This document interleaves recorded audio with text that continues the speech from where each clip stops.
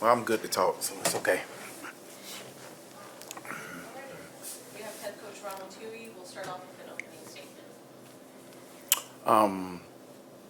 It was great to see Sedona come back, from injury and be able to participate and play. I've always been a fan of hers. Really nice kid, really nice family, and that kind of stuff. So again, you don't wish injury on anybody, and so again, being able to see, this program be able to get some of those kids back is really good. And that's the one thing about what we do. It's a family of what we have, so nobody wish any ill will on any program. So that was really good. I thought they came out and executed really well. They were really ready for us with our pressure. Even though I think we forced 21, 22 turnovers, we didn't get in the traps in the backcourt like we normally do, and then put them in a lot of harassing situations. I thought they kind of was prepared for it a little bit more than what they were the last time. They also did a really good job off ball screens. We adjusted 2 or 3 things before we found something to really work on the ball screens, because again, they were getting it in there, picking and popping, kind of spreading us out some and being able to get some wide open looks. I think they only made 4 or 5 threes, I'm not sure. So we were able to keep them from their normal 10, but we wanted to keep them to 2 or 3 because we know what number 3 can do when she get open, just like the one she hit in the fourth quarter there. My group, I thought the second quarter was the telltale quarter where we just had too many simple breakdowns, things that we talked about and having an opportunity to take care of. We didn't take care of like we did in the first quarter. It started to slip away some there with some of the breakdowns, just simple stuff that we normally take care of, and causes you as a coach to be a little upset at halftime. But I'll shut up and let y'all talk. Talked about that second quarter. The second half was much better for you guys on the offensive side. Did you feel like it was an adjustment you made at halftime that made the difference there, or was it something TCU did? No, I thought our group made a choice. I thought they made a choice, just now we're going to really guard and we're going to make some shots and we're going to do what we need to do and things like that. Because I think that second quarter was like 16%, 18%.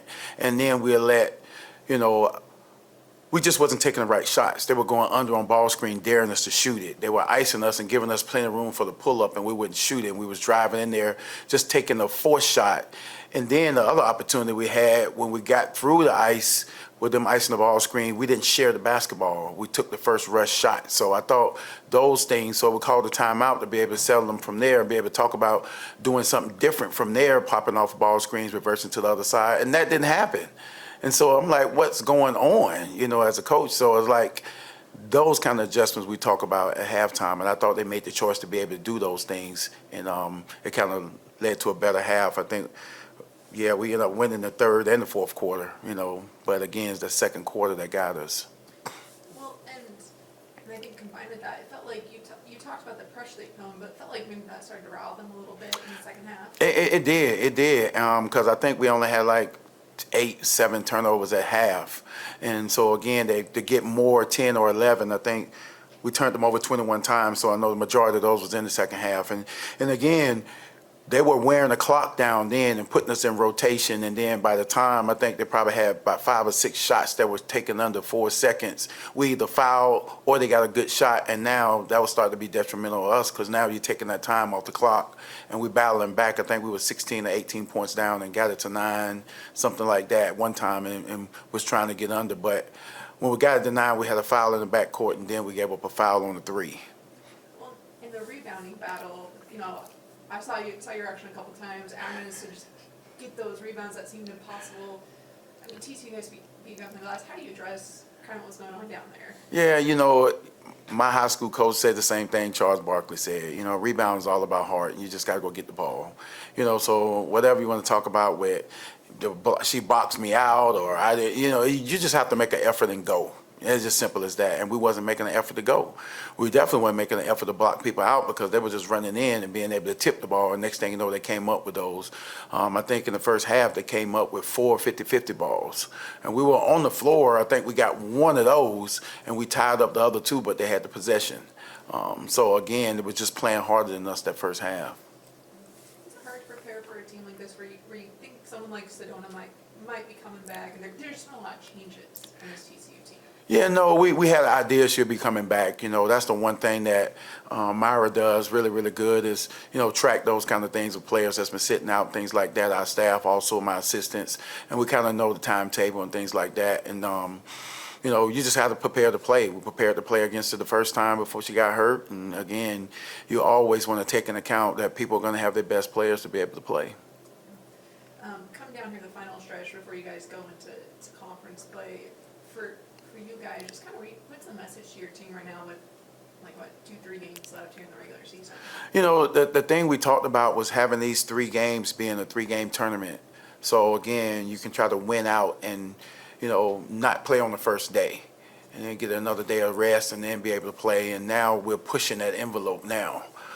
So now I think we got 2 coming up, and you got to really be able to hone in and be able to get that. So again, with our pressure and what we do and how we play at a tournament, again, a lot of people can't really adjust to that and face that. Because, at home, you got your crowd, you got all the comforts, everything, but neutral site, again, against the press, that kind of stuff, things can really go a little different. Now, we all shooting on not, normal baskets because we're not home and those kind of things. So we wanted to try to build some momentum to be able to go. So when we get to that tournament now, that conference tournament, we can be able to roll a little bit and be able to get some things going. And so we just want to build some momentum and build some steam. And that's why the first half, that second quarter was so, just disheartening, because we did that in the Iowa State game, and so I was like, I don't understand what's happening in second quarters now. So that's what we got to be able to go back, look at it, and fix, just like we do everything else. You had 2 rows getting to double-digit scoring. Kind of like you said, that second half was where it kind of came together. Just what did you see out of your 2 leading scorers tonight? Yeah, Layla didn't shoot the ball particularly well. I think she was 1 for 8 at halftime, and then Naya is going back and forth with taking a pull-up shot or dragging it out and getting in, reversing the ball and things like that. And I'm saying you have to be aggressive. We didn't take enough shots. That's the first thing. We should have had, in a game like this where they were backing off and giving us space, we should have had 80 shots. But we didn't. We wasn't aggressive enough to take shots. We wanted to force the issue and try to get inside and things like that. And Sedona's going to present a problem. And then everybody else can stay home because, again, they're going to let her be able to do that. So you have to be able to let her come out of her comfort zone, out of the paint, to be able to guard and those kind of things like that, and we didn't force her to do that. But we have to have 3 or 4. We've been having 3 or 4 in double figures the last couple of games, and we wanted to be able to keep that trend going too, and then only had 2 tonight, and so that's another area that, really not satisfied with at all. How much better is this team with Sedona? 15 points, she's been out all this time. What difference does that make? Oh, man, she's a presence. She's a pro. We talk about stature and the type of player that she is. She can shoot the ball from 3. She can shoot the ball from the high post. There's no blocking her shot in women's basketball, not in college women's basketball anyway. She can post around the rim. She can put the ball on the floor. She can pass it to either side, right hand, left hand, those kind of things. She's very versatile. And she can make any team better, so there's no doubt that she can make them better.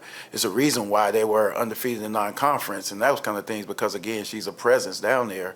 And the thing that I love most about her, she's always had a smile on her face and not an arrogant kid. She's been like that since I've known her since 7th grade. So, again, just a very talented young lady that's, the sky's the limit, and she continue to stay healthy and grow. Thank you, Coach. Thanks, Coach. Thank y'all so much. I appreciate it.